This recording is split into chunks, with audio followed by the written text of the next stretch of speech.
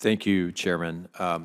Obviously, the Bipartisan Infrastructure Act included a relatively robust amount of spending that Republicans, many Republicans, supported on the floor. But I want to back up to a previous piece of legislation that passed under the previous administration and previous Congress, which is the Great American Outdoors Act that was passed in 2020. And Mr. Beaudreau, I want you to walk us through that bill's implementation in fiscal years 21 and fiscal year 22. Specifically, there were two parts to that bill. There was the funding for the Land and Water Conservation Fund at what is considered full funding levels, as well as the National Parks and Public Lands Legacy Restoration Fund, which was an attempt to catch up on infrastructure that had been ignored for decades by the Congress.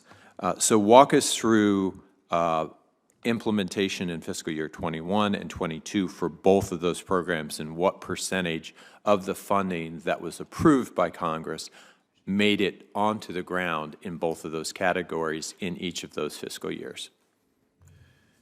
So very happy to provide, as I think we have publicly, specific detail on implementation in both of those years.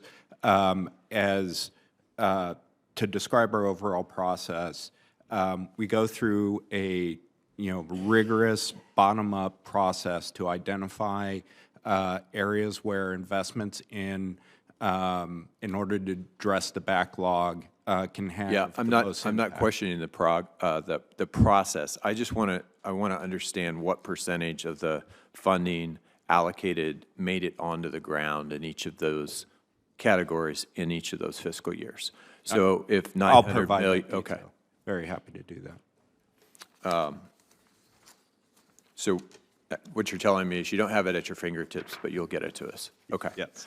Let's talk about water. There's been an enormous amount of concern about the Colorado River Basin.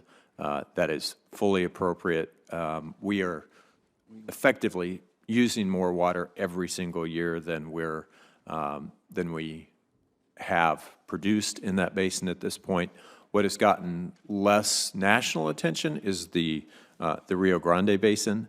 But more than 40% of the Rio Grande Basin experienced exceptional drought in 2022, following decades of permanent, in my view, aridification, and at a time of rising demand for water resources throughout that basin. So walk me through how the Department of Interior plans to allocate funds from the Infrastructure Investment and Jobs Act, as well as from the Inflation Reduction Act, to address the urgent need for sustainable water resources in the Rio Grande Basin. Yeah, thank you, Senator. And you're quite right. There is a lot of focus, justifiably so, on the Colorado River Basin.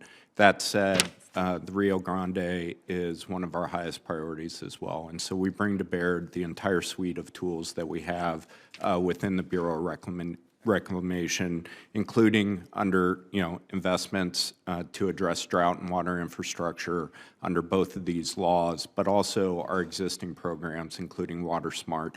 I traveled to Mexico in October, had conversations along with former Secretary Salazar with ConAgra about these issues, and we're carrying forward those conversations with Mexico because they're key partners on Rio Grande, as well as with the State Department that helps administer dams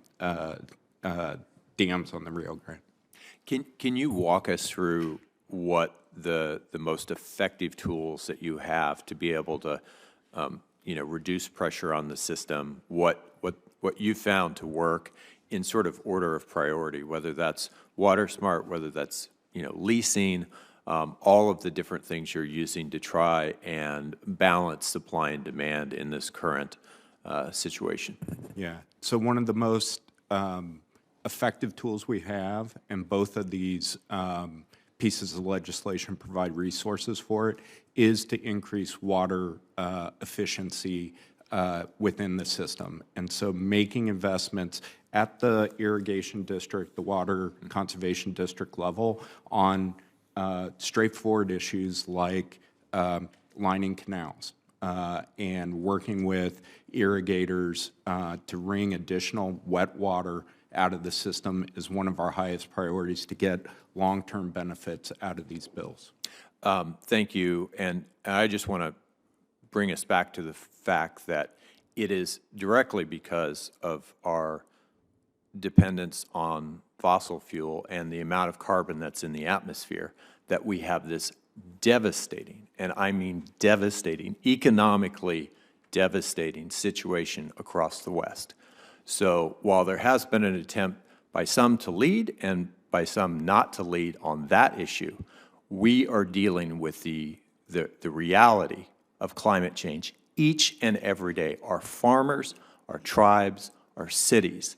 And so thank you to the Department of Interior for at least recognizing how great a threat that is to our way of life across the West.